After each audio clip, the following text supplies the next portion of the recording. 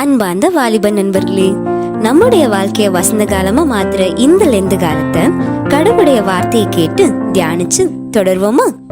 கிறிஸ்துவுக்குள் பிரியமானவர்களே, உங்கள் அனைவருக்கும் ஆண்டவராக இயேசு கிறிஸ்துவின் திருப்பெயரினாலே அன்பின் வாழ்த்துக்கள்.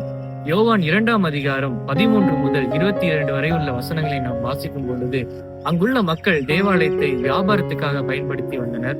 அதனை கண்ட இயேசுவானவர் அவர்கள் மேல் கோபம் கொண்டு அவர்களை அவ்விடத்திலிருந்து துரத்தி விட்டார்.